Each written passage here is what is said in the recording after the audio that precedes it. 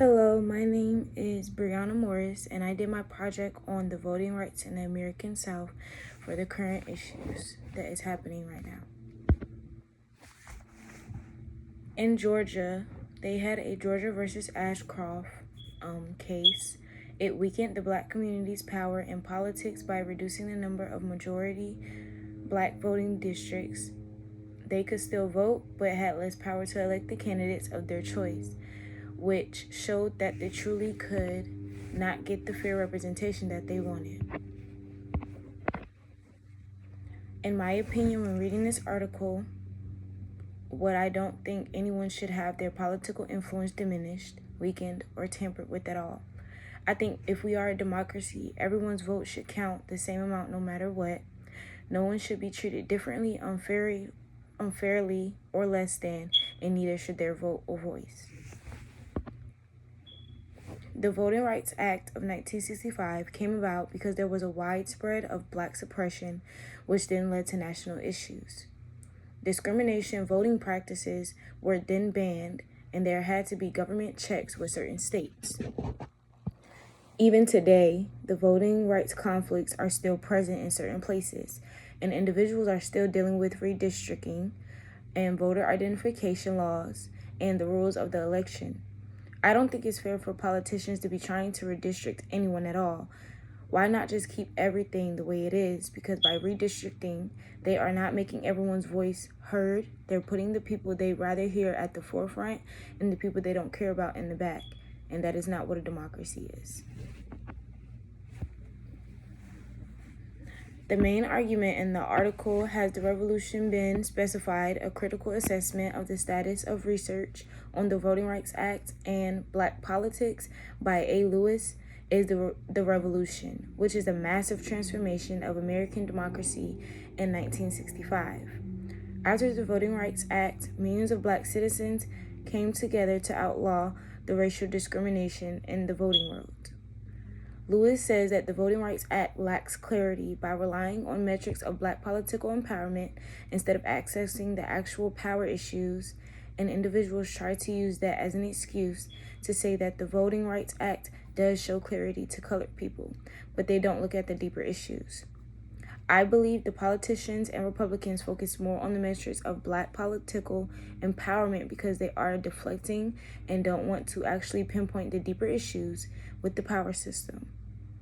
They don't want themselves to look bad. They want to try and manipulate people to believe what they believe in order to get more votes and more power.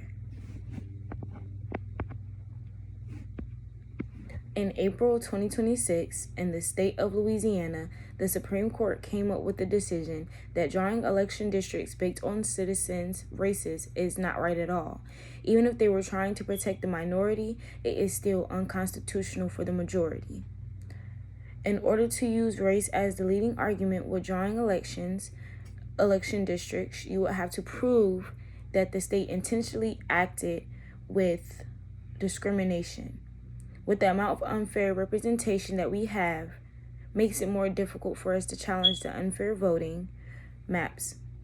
And that gives the politician more of the power over us and more power for them to reduce our political influence. I believe our constitutional rights are the least of our government worries now. They are continuously trying to pass or even bring up suggestions that are way out of the line of the Constitution.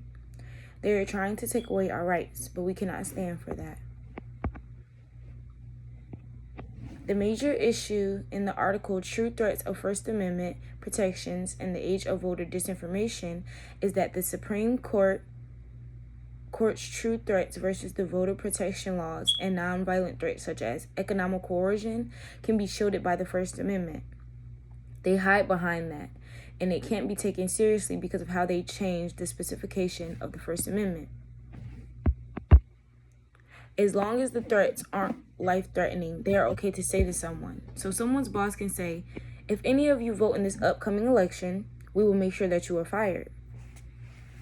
Of course, most people aren't going to vote because they need the job, especially in this day and age.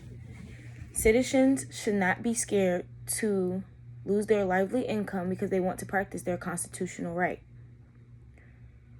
They intimidate citizens with economical, legal, and nonviolent harm threats. But just because that is unacceptable and it needs to change, citizens should not be treated like this. Recently, in the case of Louisiana versus Callis, the system was trying to assist the Republicans with redrawing votes from colored people to make it better for the Republicans. They are taking away the chance for colored people to be elected for Congress and or state legislators. In order for colored people to get that change, they will have to prove racial discrimination.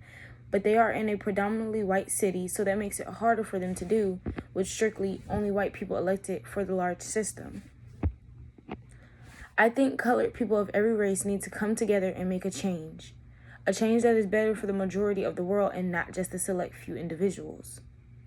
If we all come together and actually put in the work and effort, I believe our world could change and be how it's supposed to be.